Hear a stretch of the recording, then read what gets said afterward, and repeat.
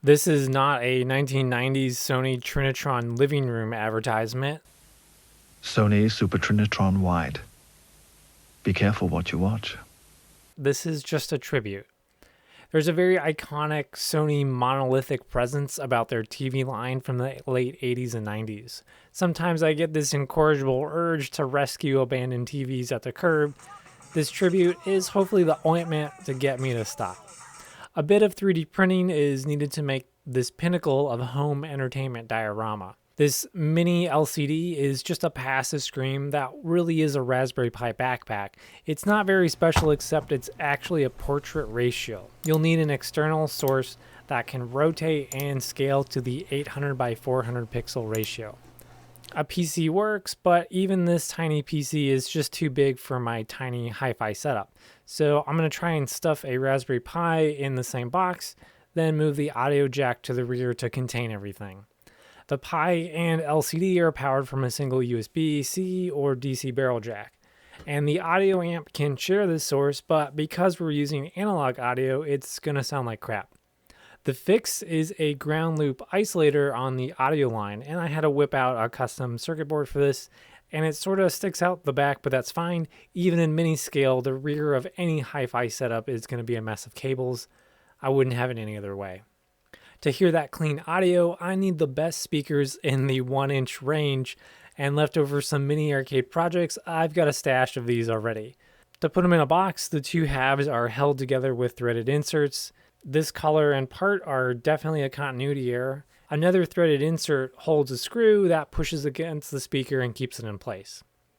Here's the details on the amplifier, which is just mounted into the bottom of the TV stand, which was designed from memory by always seeing them at secondhand stores.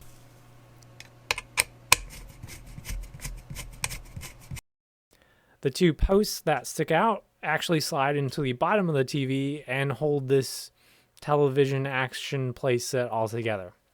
At this point, I got somewhat distracted when I had a look at my parts bins. I still long for that amber glow of a 1990s hi-fi stack, so to add that razzle-dazzle, I tried to finesse an audio spectrum visualizer into the setup. Things got complicated because any audiophile would insist you get one for each channel and that they actually respond to all the frequencies in the audio spectrum.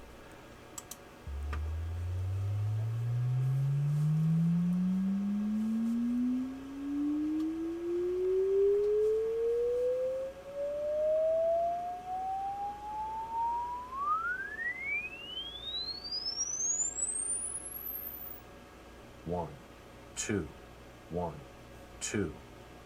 But putting it all together wasn't looking great, so I scrapped this. And I tried again, and about this time the filament spool was getting low, so I pivoted with making an insert the same size as the LCD module and trying to use some junk frames that were other revisions that don't quite fit.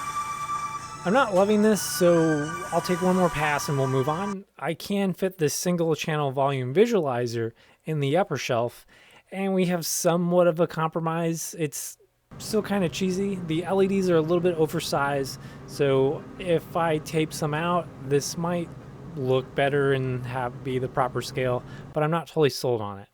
And that would be the end of the project, except I have a YouTube video to make, so we have to construct a convincing backdrop to set the scene. This couch is made from EVA foam, hot glue, and a microfiber cloth. I pulled the plant from some bush in the backyard, and here's the setup. Later in the week, I was doing a house project that used spray foam, and hindsight was like making a tiny couch out of spray foam would have been way easier, but the can ran empty, so oh well. For a bonus, if you just kind of want this in the background and always have like a game on demo loop but changing, I did make a variation of my mini macro keyboard that runs a script on a time delay. You adjust the knob to let the demo run for X amount of time, and then at every set interval, it runs a macro which just quits the game, selects the next game down in the list, and launches it. You could do this with a Python script, but I just did it with hardware because I already had it.